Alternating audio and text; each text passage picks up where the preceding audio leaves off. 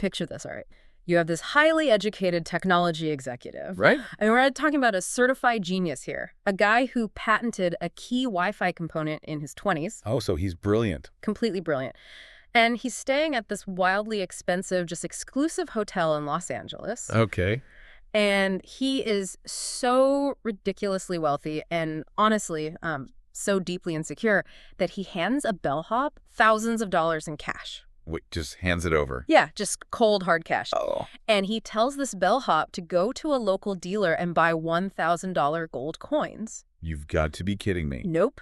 And the crazy part is the bellhop actually does it. He comes back with all this heavy gold, and the executive takes these coins down to the beach. Uh-huh. And he then proceeds to, like, drunkenly skip them across the Pacific Ocean just for fun. Like, they're skipping stones. That is just a stunning visual. I mean, literal gold. Literal fortunes. He and his friends are just laughing, throwing it all into the salt water to prove they can. Well, to close the loop on that particular tech executive, the research we're looking at today notes what happened next. Oh, yeah.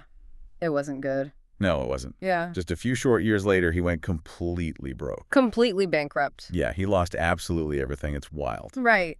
And then our source material contrasts him with a man named Ronald Reed. Ronald Reed, yes. Now, Ronald Reed was a rural gas station attendant in Vermont. He spent 25 years fixing cars, pumping gas, you know. It's a totally normal working class guy. Exactly. And then he spent another 17 years sweeping floors as a janitor at a JCPenney. Right. He bought this tiny 2-bedroom house for like 12 grand. He chopped his own firewood, wore a coat held together with safety pins, and died at age 92. And this is where the story gets really incredible. It really does, because when he died, everyone who knew him was just absolutely floored. Yeah, they discovered that this humble janitor had an $8 million fortune. $8 million. And he left millions to his local hospital and library. Which is just amazing. And there was no lottery win. Nope. No secret wealthy uncle, just steady saving and the quiet, unyielding math of compound interest. You know, when you put those two lives side by side, you realize something profoundly unique about the field of finance. Okay, let's unpack this, because this is the core of our deep dive today. Right. Think about literally any other highly technical profession, like cardiology, for instance, or structural engineering. Sure. In no other field could an amateur with zero formal training, zero elite education, and zero industry connections massively outperform a Harvard-educated professional. That's such a good point. I mean, I would be terrified if they even tried. Exactly. You're never going to hear a story about a janitor who just inherently performs a better quadruple bypass surgery than the chief of cardiology at Mass General. Right. It fundamentally does not happen. So welcome to the deep dive, everyone. So we have a brilliant stack of source material today. We really do. We're focusing specifically on Morgan Housel's phenomenal work, The Psychology of Money, or, you know, as it's published in Portuguese, A Psicologia Financeira. Such a fascinating text. It is. And our mission today is pretty ambitious. We are going to completely dismantle a massive, pervasive myth. The myth that building wealth is all about being a mathematical genius. Right, or having some inside edge or elite technical expertise. We're exploring the ultimate premise here. Which is that financial success is actually a soft skill. It's driven almost entirely by how you behave rather than what you happen to know. Which is crazy to think about, but behavior completely supersedes technical intelligence in finance. And that behavioral edge is exactly what we're going to dissect today, because we have to answer a glaring question first. Yeah, why do incredibly smart people make seemingly disastrous financial decisions in the first place? Right. Why does the clean, perfect math on a spreadsheet almost never translate into real-world action? That is the core conflict, isn't it? We treat money like it's a hard science. We treat it like physics. We really do. We think there are rules. Exactly. If I drop an apple, gravity pulls it down. It's a universal law. So people think, if I input X into this financial model, I will get Y. But the reality outlined in this research is that money isn't physics at all. Money is psychology. It is incredibly messy. It is. It's driven by human emotion, by personal history, by ego, and by these deeply ingrained fears. It's entirely subjective. And there's a conceptual framework in the research that perfectly captures this disconnect. Oh, the one about personal experience. Yeah. It proposes that a single person's personal experience with money makes up perhaps 0.0000001% of what actually happens in the global economy. A microscopic sliver. Right. Yet that tiny sliver of lived experience accounts for 80% of how that person thinks the entire world works. Wow. If you are listening to this on your commute right now, think about that. It really reframes everything. It does. Your entire worldview regarding risk, reward, saving, and spending is dictated by totally random circumstances. Basically, whatever happened to you and your parents during your formative years. Yeah, so if we connect this to the bigger picture, it explains why reasonable, intelligent people can look at the exact same economic data and just... And come to wildly different, passionately defended conclusions. Exactly. Your brain anchors to what you have personally lived through. And the historical example the research brings up is great. It's the 1960 U.S. presidential election primary. Between John F. Kennedy and Hubert Humphrey, right? Yes. Yes. JFK was asked by a reporter about his personal memories of the Great Depression. And his answer was shockingly blunt. It really was. Yeah. He basically admitted he didn't really have any memory of it. None at all. Practically none. He had no personal experience of the suffering. His family, led by Joe Kennedy, was already one of the wealthiest in the country. Oh, right. They were basically American royalty. Yeah, and during the Depression, their fortune actually grew exponentially. They bought up real estate and assets for pennies on the dollar. That's wild. So while everyone else is starving, they're getting richer. Exactly. JFK recalled that his family got bigger houses, they hired more servants. Wow. The only tangible evidence of the Depression he saw firsthand was his father hiring extra gardeners just to give local people a way to earn a meal. That's just a totally different reality. He even stated he didn't truly comprehend the devastation of the Great Depression until he read about it in textbooks while studying at Harvard. Which, politically speaking, became a huge liability for him. Oh, absolutely. Because for millions of Americans voting in that election, the Great Depression wasn't an abstract chapter in a Harvard economics textbook. No, it was a deeply emotional, defining trauma. It was the scar of their lives. If you lived through the 1930s, if you experienced bank failures where your life savings literally vanished overnight. Because the FDIC didn't exist yet, bro. Exactly. Your brain is fundamentally rewired. You are going to view risk, banks, and the stock market completely differently than someone whose family actively got richer during the exact same period. It creates a permanent cognitive divergence. Yeah, divergence is the perfect word for it. And the research extrapolates this phenomenon to generational experiences with the stock market. Let's look at the mechanics of birth years. Okay, lay it on me. Imagine two different investors, completely identical in intelligence and education. One was born in 1970 and the other was born in 1950. Okay, 20 years apart. Right. If you were born in 1970, your most formative financial years, your teens and 20s, happened during the 1980s and 90s. Oh, man. The absolute golden age of the market. Exactly. During that specific window, the S&P 500 went up almost tenfold, even after adjusting for inflation. So you grew up in an environment where the stock market was essentially this magical wealth creation machine. Yes, every time you looked at it, it was higher. The narrative hardwired into your brain was that buying stocks is safe and incredibly lucrative. But look at the investor born in 1950. Right, their experience was the exact opposite. During their teens and 20s, which would be the 1960s and 70s, the stock market went absolute nowhere. Adjusted for inflation, it was practically stagnant for a decade and a half. So you have two completely different groups of people, separated only by the random chance of their birth year. And they're walking through life with two entirely different, deeply entrenched views of how risky the stock market is. The 1970 baby thinks the 1950 baby is just overly cautious and missing out. And the 1950 baby thinks the 1970 baby is completely reckless and naive. And neither of them is strictly wrong based on their own data set. It's like they're playing two entirely different games on the same field. That's a great way to put it. Which brings up a point that I think is really going to challenge some listeners. It certainly challenged me. Oh, about where decisions are actually made. Yeah. The premise here is that financial decisions aren't really made on a spreadsheet. They're made at the dinner table. They're made in conversations with your spouse. Right. Influenced by your pride, your fears, and your immediate environment.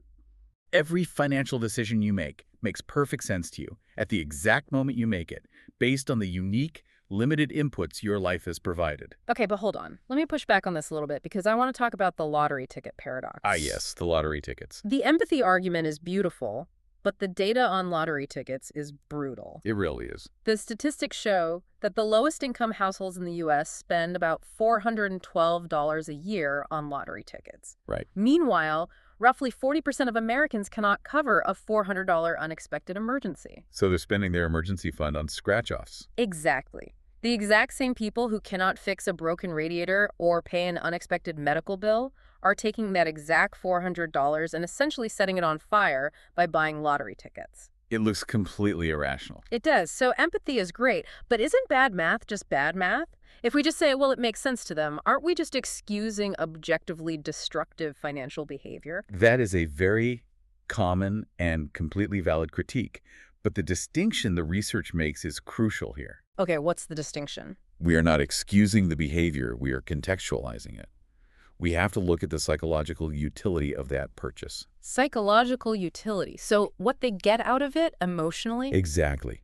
If you view it from the perspective of someone living strictly paycheck to paycheck, working a minimum wage job with zero upward mobility, Right. no ability to meaningfully save, and no realistic chance of sending their children to college without taking on crippling generational debt, what does that lottery ticket actually represent?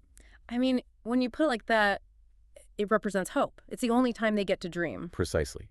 It is the only time they are purchasing a tangible piece of the American dream. Wow. To a wealthy person, or even a comfortable middle-class person who already lives a version of that dream, spending $400 on a 1 in a million statistical impossibility looks certifiably insane. Because the wealthy person already has a path to success. They don't need a miracle. But to the person trapped in systemic poverty, they are not buying a mathematical probability. They are buying a feeling. They're buying the right to imagine a better life for a few days before the drawing. Yes. It looks mathematically crazy to an outsider, but it serves a vital psychological function within their specific mental model. Wow. That completely reframes it. It's not about a lack of intelligence at all. It's about human adaptation to an incredibly stressful environment. It's a coping mechanism. And speaking of adaptation, there's another historical reality here that explains why we're so broadly bad at managing money. Oh, the timeline of modern finance. Yes, it's because the entire concept of modern personal finance is a historical infant. We talk about retirement planning like it's this ancient, fundamental human tradition handed down since the dawn of civilization. When in reality, it is barely a blip on the radar of human history. A tiny blip. The concept of modern retirement, where you simply stop working at age 65 and live off accumulated assets for 3 decades, is maybe 2 generations old. Right. Prior to World War II, the vast majority of human beings worked until their bodies physically just gave out. Social Security in the United States, when it was created, was designed as a safety net to keep the elderly from literal starvation. Not to fund a 30-year golf vacation in Florida. Exactly. And the cornerstone of modern investing, the 401k, that wasn't even invented until 1978. Let's dig into that for a second, because the 401k history is wild to me. It wasn't even designed for normal people. No, it wasn't. Section 401k of the Revenue Act of 1978 was originally just an obscure tax loophole. A loophole for who? It was designed to allow wealthy banking executives to defer taxes on their cash bonuses. Unbelievable. It wasn't until a benefits consultant named Ted Benna read the fine print a few years later and realized he could use it to create employee matching programs that it became a mass market vehicle. So it was an accident. Pretty much. Mm. And even then, its primary function for corporations was to shift the massive financial burden and risk of retirement away from the employer's pension fund. And squarely onto the shoulders of the individual employee. Yep. They outsource the risk to us. Yeah. So the 401k is less than 50 years old. I mean, if it were a person, it wouldn't even qualify for AARP yet. That's a great way to look at it. We are taking our ancient hunter-gatherer brains that evolved over millennia, to run away from immediate threats like lions. And to consume resources like berries immediately before they rot. Yes, and we're forcing those same brains to calculate index fund expense ratios and manage 30-year compound interest models. It's a massive evolutionary mismatch. It's like taking a medieval knight, handing him a laptop, and telling him to code a mobile app. We are all just absolute newbies trying to figure this out on the fly. And that evolutionary mismatch is the root cause of almost every financial mistake we make. Because our ancient emotions so easily and violently hijack our modern financial plans. Exactly. Here's where it gets really interesting. Because the research zeroes in on the 2 most destructive emotions in investing. The twin monsters that hijack our portfolios. Right. Greed and fear. I want to start with greed, or what the author calls the concept of never enough. This is such an important concept. Because we aren't just talking about greedy 20-something day traders in a boiler room. We're talking about the absolute pinnacle of society, men who had it all. The stories of Rajat Gupta and Bernie Madoff are the perfect case studies for this. Let's talk about Rajat Gupta. For those who don't know, this guy was the CEO of McKinsey & Company, which is one of the most prestigious consulting firms on earth. Highly respected. He sat on the board of directors for Goldman Sachs and Procter & Gamble. He lived in a massive estate in Connecticut, rubbed shoulders with philanthropists, and had an estimated net worth of around $100 million. He had prestige, unimaginable power, and a beautiful family. And what did he do? He literally risked all of it, broke federal law, committed insider trading, and went to federal prison. It's staggering. Why? For a few extra $1 million. Money he fundamentally did not need. How does a man with a genius-level IQ do something so catastrophically stupid? Because greed does something very specific to the human brain. It alters your perception of the finish line. What do you mean by that? The underlying mechanism of greed is that it forces you to constantly move the goalposts. They take one step forward, but your expectations take 2 steps forward. For someone like Rajat Gupta, $100 million wasn't enough because of the specific social circle he occupied. Right. He wasn't comparing himself to average Americans making 50 grand a year. Exactly. Yeah. He was rubbing shoulders with billionaires. He was comparing himself to Warren Buffett and Bill Gates. It's the social treadmill. Yes. When your primary goal is simply to have more than the people around you, and you continually surround yourself with wealthier and wealthier people, the race literally never ends. There's always someone richer. There is no mathematical figure that triggers satisfaction. You just run on the treadmill until you either collapse or, in Gupta's case, go to federal prison. It is a terrifying trap. And the research points out something fascinating about why we crave that money in the first place, even when it exceeds our physical needs. Right, the psychological drive. There's a concept called the man-in-the-car paradox. And honestly, this resonated with me so deeply. It's a brilliant observation. Okay, so imagine you're walking down a busy city street and a brand new $250,000 cherry red Ferrari pulls up to the stoplight. A beautiful piece of engineering. Gorgeous car. Now, the person driving that Ferrari almost certainly bought it because they want you, the pedestrian, to look at them. Natural. They want you to think, wow, that person is incredibly successful, they're smart, they made it, I admire them. That's the whole point of a status symbol. But the paradox is, you aren't looking at the driver. You don't care about the driver at all. You are staring at the car and you are imagining yourself in the driver's seat. It is a profound realization about human nature. It really is. We completely ignore the person seeking the admiration. People buy extreme luxury goods because they desire respect and admiration from others. But others do not use your luxury goods to admire you. Right. They use your luxury goods as a benchmark for their own fantasies. The driver thinks they're purchasing status and admiration, but they're actually just acting as a very expensive mannequin for the daydreams of pedestrians. That's exactly it. An unpaid mannequin who is covering a massive monthly car payment. It's all driven by ego.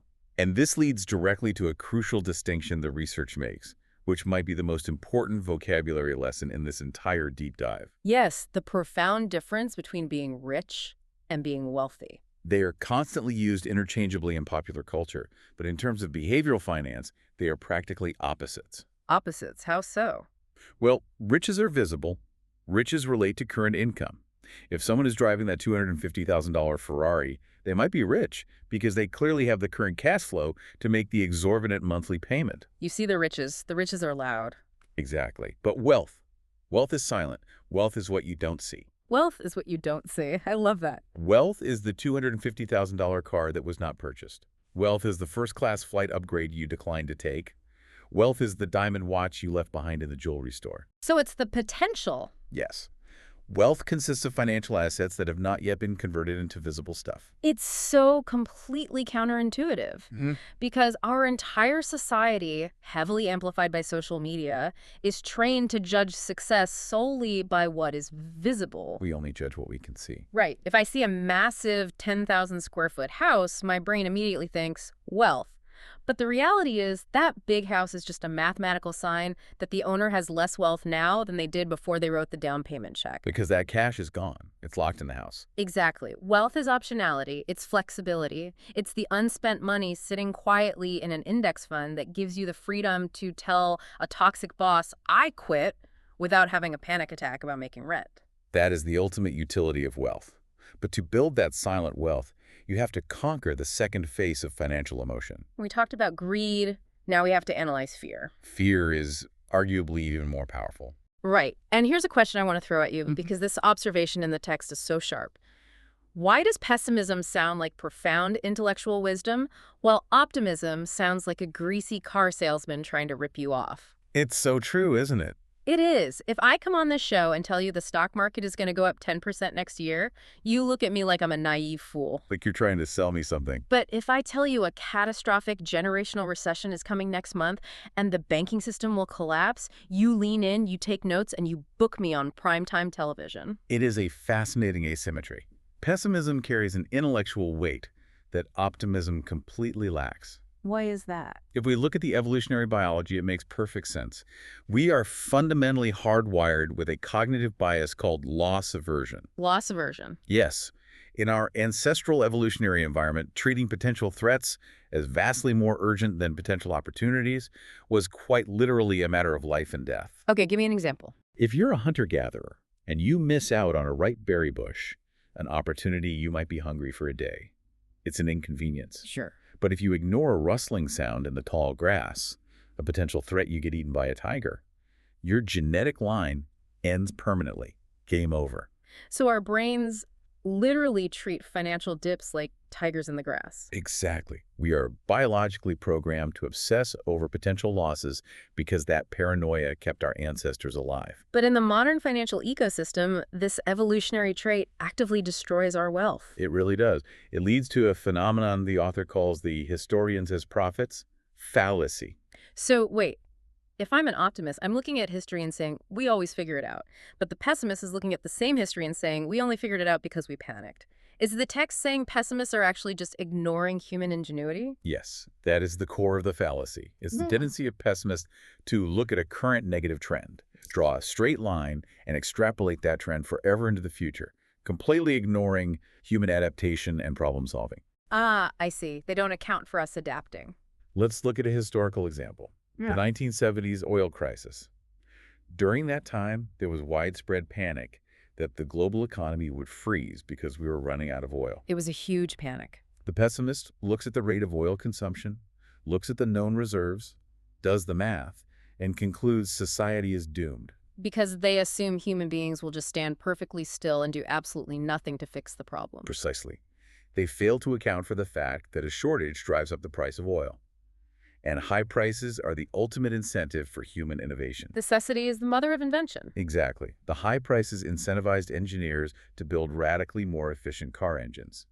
It incentivized geologists to invent entirely new deep water extraction methods. So the pessimist's math was right, but their understanding of human behavioral adaptation was entirely wrong. Yes. Which is why betting against human ingenuity over the long term is usually a terrible trade.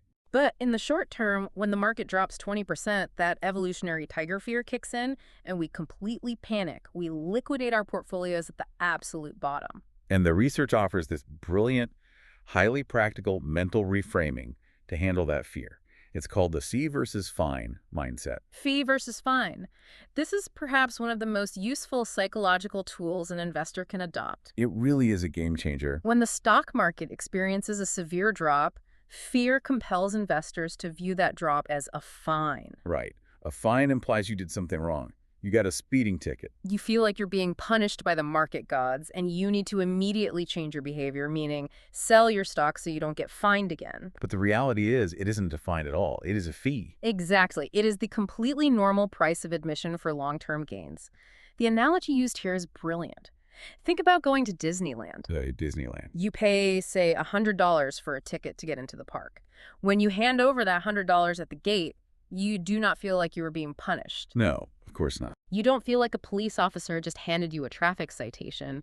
You understand that the $100 is simply the required fee to experience the rides. So market volatility, those terrifying 20% drops where your portfolio bleeds red, that is just the cost of admission. Yes. If you want the historical 8 to 10% average annual returns over a 30-year period, you have to pay the fee of volatility. And if you try to avoid the fee by constantly jumping in and out of the market, trying to time the top and bottom, the market guards will catch you, and you'll end up paying double in missed compounding and capital gains taxes. and if we step back and look at both fear and greed together, we realize they're essentially two sides of the identical coin. How so? They both represent a fundamental human inability to accurately price the future. Greed assumes the good times will linearly continue forever, so it overleverages and takes absurd risks. And fear assumes the bad times will last forever, so it panic sells and locks in permanent losses, neither of which reflects historical reality.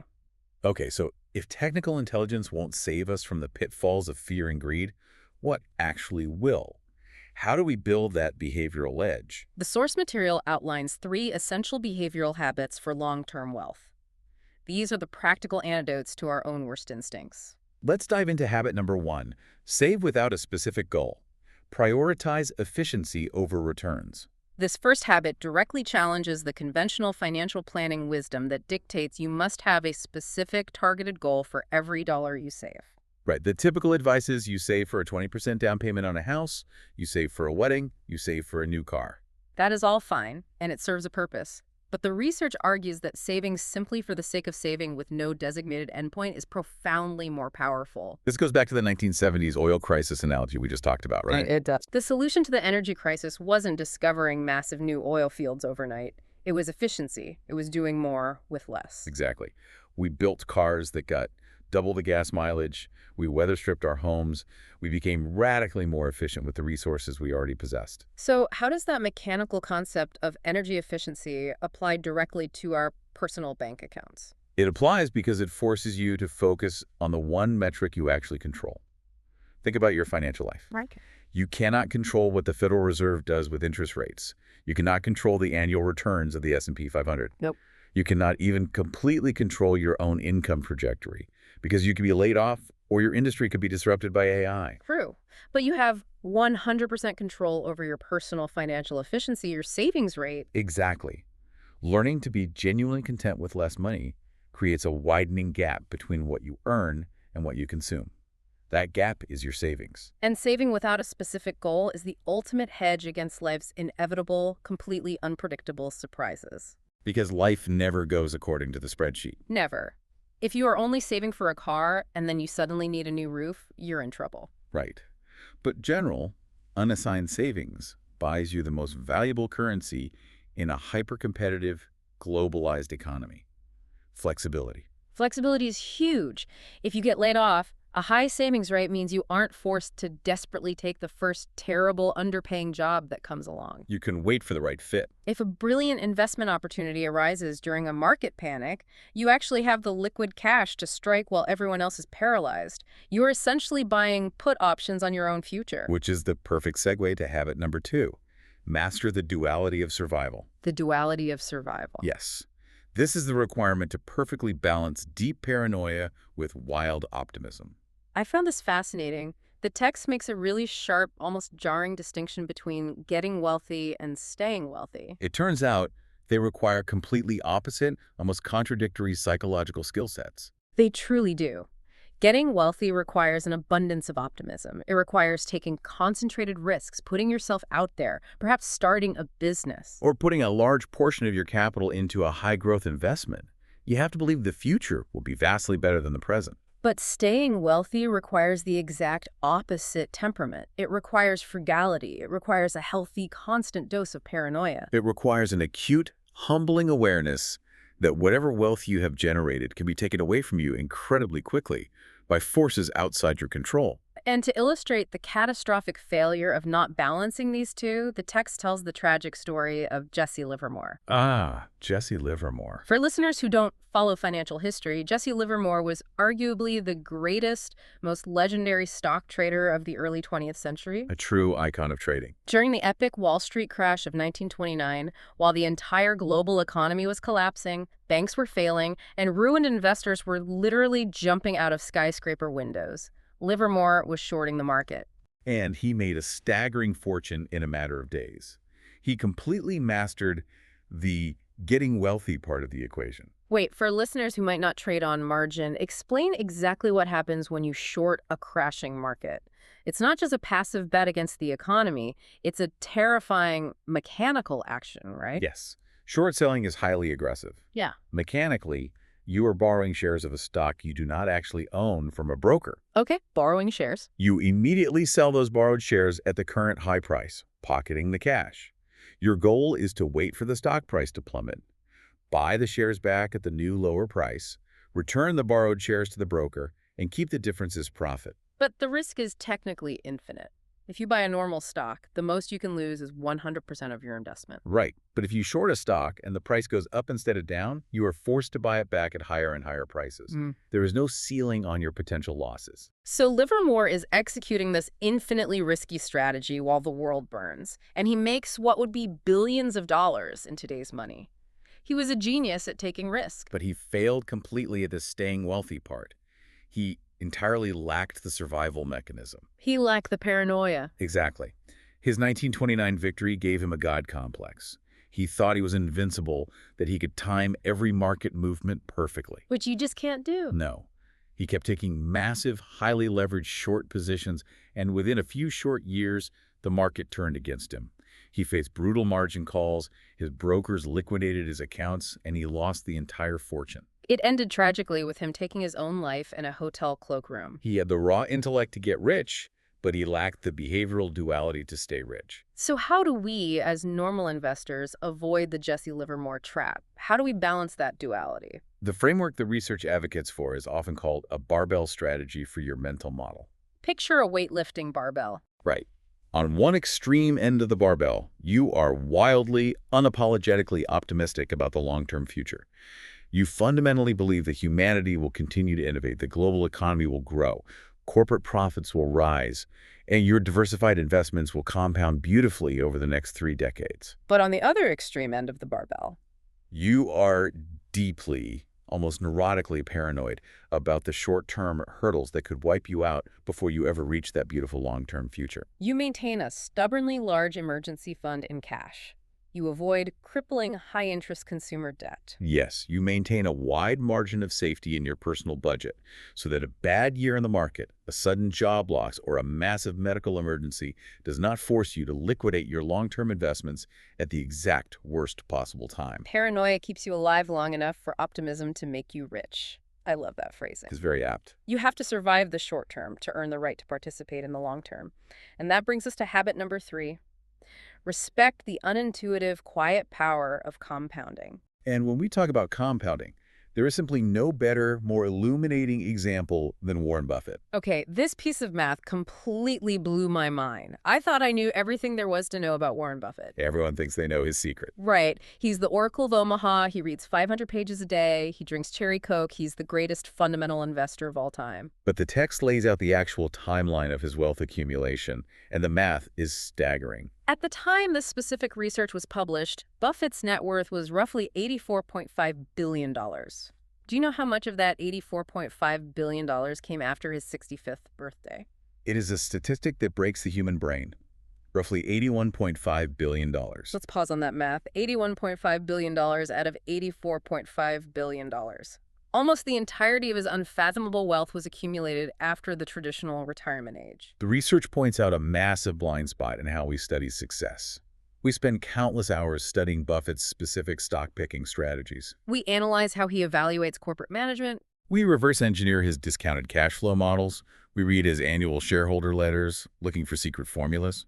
But we largely ignore the single most important variable in his entire equation time. Warren Buffett has been investing consistently, without interruption, since he was 10 years old. Let's look at the alternative timeline. If Warren Buffett had lived a normal, conventional life, say he started investing at age 30 with $25,000, and he still earned his world-class, genius-level 22% annual returns. but then he decided to retire at age 60 to play golf and spend time with his grandkids, what would his net worth be? If he stopped compounding at age 60, his net worth would not be $84.5 billion. It would be approximately $11.9 million. From 84 billion down to 11 million, just by shifting the timeline. That is 99.9% less wealth, despite having the exact same investing genius. Yes. His observable skill is investing, but his actual secret weapon is time. The human brain simply cannot intuitively grasp the exponential power of compounding over 3/4 of a century. Our brains are wired for linear growth. 1 + 1 = 2. Compounding is exponential. 2 times 2 times 2. The research uses this bizarre, fascinating analogy from climatology to explain how compounding actually works in practice. It talks about how ice ages happen. Yes, the orbital mechanics of an ice age. It is the perfect metaphor. If you ask an average person what causes an ice age, they will instinctively assume it must be a cataclysmic event, a massive drop in global temperatures, or an incredibly brutal decade-long winter. Right. You assume it requires extreme inputs to get extreme outputs. But that's not what the science says. An ice age is actually caused by a slightly cool summer. Exactly. The cycle works like this. You have a relatively normal winter where it snows. But then, due to slight changes in the Earth's gravitational tilt, you have a summer that is just a tiny fraction of a degree cooler than average. It's not freezing, it's just cool enough that a very thin layer of snow from the previous winter doesn't melt entirely. So the next winter starts off with a pre-existing base layer of snow. And here is where the mechanical feedback loop starts. Yes. Because that pre-existing snow is white, it reflects solar radiation away from the Earth. This is called the albedo effect. Because it reflects sunlight, it cools the planet just a little bit more, which means the next summer is even cooler and even less snow melts. And it feeds on itself. A tiny, barely noticeable layer of snow compounds over thousands of years until the entire northern hemisphere is covered in glaciers that are miles thick. That is precisely how financial compounding works. You do not need extraordinary risky returns to achieve extraordinary wealth. You do not need to find the next Apple or Bitcoin. You just need small, persistent growth, like reinvesting your dividends in a broad index fund that is never unnecessarily interrupted. As Charlie Munger famously said, the first rule of compounding is to never interrupt it unnecessarily. Uninterrupted, persistent growth. Okay, let's pivot. We understand the behavioral theory. We understand the psychological traps of fear and greed. We know the 3 habits. Save for flexibility, balance optimism with paranoia, and let the ice age of compounding do its silent work. But let's bring this down to earth for the listener. How does someone actually implement this in the real world?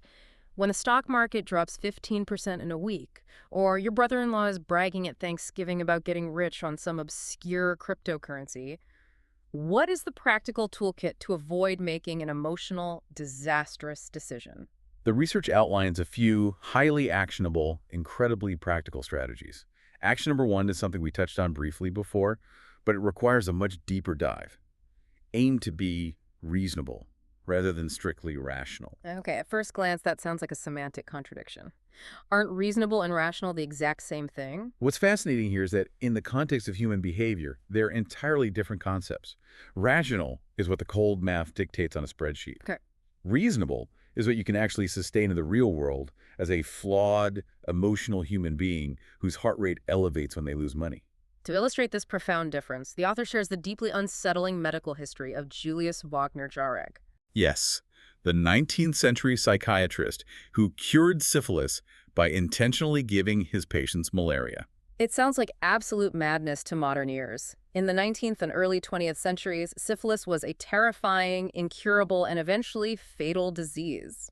Wagner-Jareg noticed a bizarre pattern in his psychiatric ward. Patients with late-stage syphilis who accidentally contracted severe high fevers from other illnesses sometimes miraculously recovered from the syphilis. He deduced that the syphilis bacteria simply could not survive at extreme body temperatures. So he asked a logical question: what is the most reliable way to induce a massive, prolonged, life-threatening fever? And his answer was to inject the patient with the blood of a malaria victim. Yeah. That is horrifying. But here is the critical point. Mathematically and biologically, it was completely rational. The extreme malaria fever killed the syphilis bacteria, and once the syphilis was gone, the doctors would treat the malaria with quinine. He actually won a Nobel Prize in medicine for this discovery. He did. It was a perfectly rational solution to a biological problem. But practically, ethically, medically, it was wildly unreasonable. You're intentionally giving a dying person a second deadly disease and hoping the timing works out perfectly. So how does the malaria cure apply to managing our retirement accounts? It perfectly maps to the hyper-academic models of investing. The research mentions a famous study by two Yale researchers.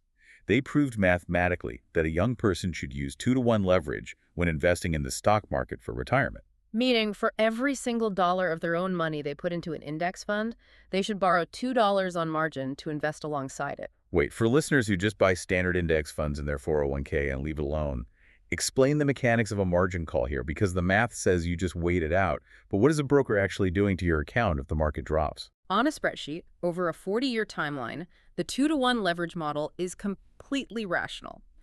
The Yale math proves that even if the market crashes severely, if you just wait it out, borrow more money, and keep doing it, you will mathematically end up much richer when you retire.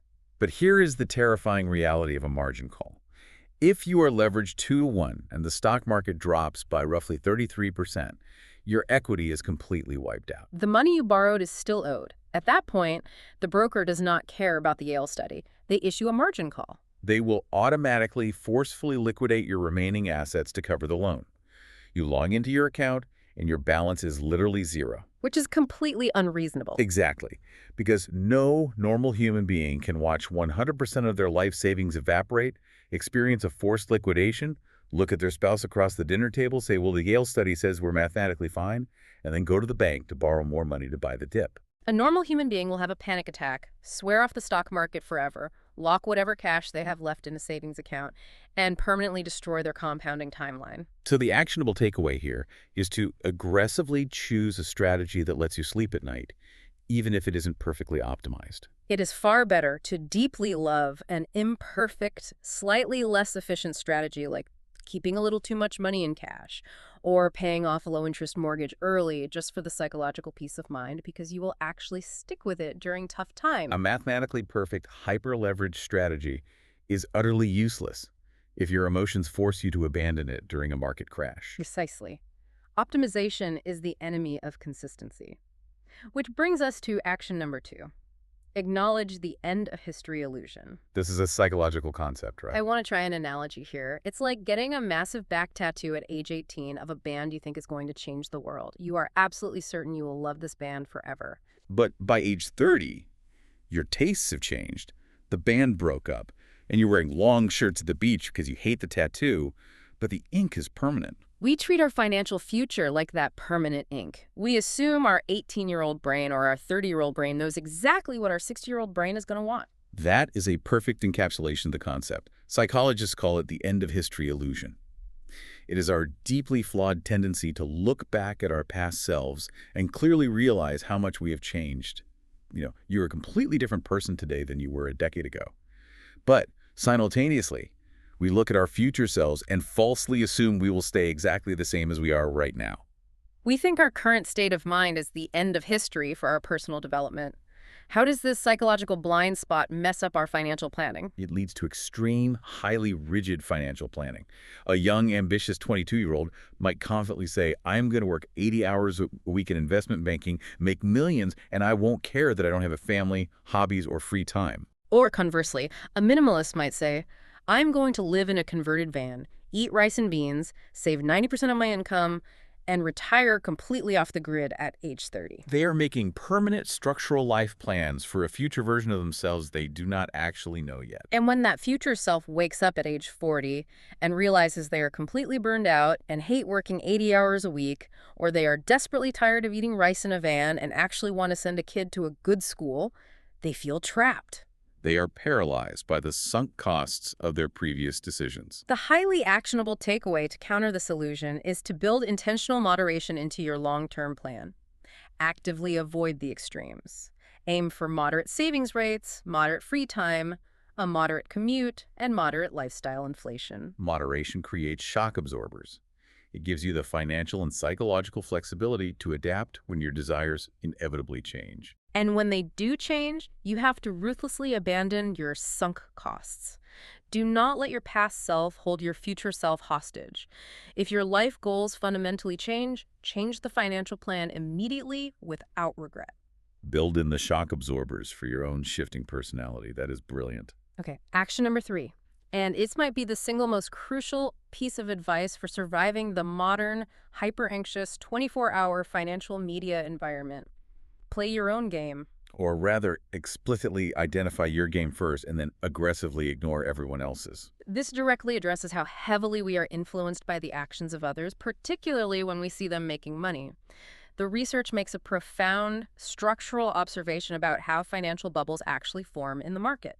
We tend to think of bubbles like the dot-com crash in 2000 or the housing crisis in 2008 as a sort of mass psychological delusion where millions of people just suddenly go crazy and lose their minds simultaneously. Right, the narrative is that everyone just got swept up in the mania, a collective fever. But the research argues it is actually much more logical and structured than that. Bubbles form when long-term investors blindly start taking their behavioral cues from short-term traders. The long-term investor starts playing a game they don't even realize they are playing. Look at the Cisco stock example from the dot-com era. Break down the mechanics of what was actually happening there. In 1999, at the height of the tech euphoria, Cisco stock was trading at roughly $60 a share. Now, if you looked at Cisco's actual business fundamentals, their revenue, their PE ratio, their profits, $60 a share was an insanely high price. It made absolutely zero logical sense for a long-term hold. But let's say you are a professional day trader in 1999. You buy Cisco at $60 at 10 a.m. because you see the massive upward momentum, and your entire plan is to sell it by lunch at 12 p.m. for $61. So for the day trader, $60 is a perfectly rational price. Yeah. They don't care about the 10-year outlook. They don't care about the PE ratio. They just care about the momentum over the next 2 hours. They are playing a strictly short-term game. Exactly. The price makes sense for their specific timeline. But now, imagine you are a normal, retail, long-term investor. You are saving for retirement that is 20 years away. You log online or you turn on a financial news network and you see the day traders frantically buying Cisco at $60. The volume is huge. The stock is going up. You assume these active traders know some secret fundamental truth that you don't. You take your behavioral cue from them, and you buy Cisco at $60, intending to hold it in your retirement account for 2 decades. And that is a total disaster, because the day traders sold at noon, made their quick profit, and went home. But you, the retail investor, are left holding the bag on a massively overvalued stock when the bubble finally pops and the price drops 80%. You took financial advice from someone who is playing a completely different game than you. So what does this all mean for the listener? It means the most actionable thing you can possibly do today is sit down with a piece of paper and write out exactly what game you are playing. Be incredibly explicit. Write down. I am a passive long-term investor. I am relying on global economic growth over the next 30 years. I am investing to fund my retirement at age 65. I fundamentally do not care about daily market fluctuations, geopolitical noise, or what a stock does between now and next Tuesday. Define the parameters of your specific game, because once you write that down, you suddenly give yourself the psychological permission to ignore everything else. When the talking head on TV is screaming that you need to buy a certain AI stock right now, or your coworker is bragging about day trading options, you can calmly say, that advice might be brilliant for a short-term trader, but I am a long-term investor. We are playing completely different games. It is like you are out on a tennis court playing a quiet game of tennis, and someone runs up screaming at you to put on hockey skates. You don't get mad. You don't panic. You just realize they are equipped for a different sport, and you ignore them. It is incredibly liberating. Identifying your specific game acts as an impenetrable filter for 99% of the financial noise that causes emotional panic. Identify your game, write it down, and play only that game. Man, this has been an incredibly dense journey. Let's recap what we've unpacked today, because we've covered a massive amount of ground. We started by completely dismantling the idea that financial success is about math or IQ. It is a soft skill. It is about behavior. We learned that nobody is truly crazy. Empathy and understanding historical context, like how a 1950 birth year versus a 1970 birth year rewires your brain, explain why people make seemingly bad choices, like the psychological utility behind the lottery ticket paradox. We deeply explored how the twin evolutionary emotions of fear and greed hijack our modern portfolios. We saw how greed moves the goalposts and feeds our ego through the man-in-the-car paradox, making us confuse loud riches with silent wealth. We examined how fear plays on our evolutionary loss aversion, making pessimists sound like prophets and causing us to misinterpret normal market fees as putative fines. We looked at the 3 essential habits of wealth. Saving simply for the sake of efficiency and flexibility rather than specific goals. Mastering the barbell strategy, the survival duality of being deeply paranoid in the short term to survive, but wildly optimistic in the long term to grow. And respecting the quiet, unyielding exponential power of compounding over decades, understanding the Ice Age mechanics of how Warren Buffett actually built his fortune. And finally, we grounded all of that theory in practical actions, choosing a strategy that is reasonable so you can actually sleep at night, rather than adhering to rigid, mathematically rational leverage that will force you to panic. Acknowledging the end of history illusion so you build shock absorbers into your life plan. Yep. And crucially, identifying the specific game you are playing so you aren't led to slaughter by the noise of people playing a different one. Which brings us to the ultimate philosophical question of this entire text. Why do we do all of this? Why build wealth in the first place? The research leaves us with a beautiful, clarifying reflection on the ultimate dividend of money. Yes. The highest form of wealth isn't a Ferrari. It isn't a massive mansion, a Rolex, or the ability to show off to pedestrians at a stoplight. The highest form of wealth is waking up every single morning, looking at the ceiling, and being able to truthfully say, I can do whatever I want today. Money's greatest intrinsic value, above all else, is simply the ability to buy back your own time. Buying back your time. That is the perfect way to frame everything we've talked about. And that brings me to a final provocative thought for you, the listener, to mull over as we wrap up this deep dive. Building directly on this idea of time over physical assets, I want you to think about your own personal financial spreadsheet. We track our dollars, our interest rates, our debts, and our investment returns obsessively. We know exactly what our net worth is, down to the penny. But if the highest dividend of wealth is actually time, what if we started tracking our wealth in hours? Look at your calendar for the next week. Look at the blocks of time scheduled out. How many of those specific hours do you genuinely own?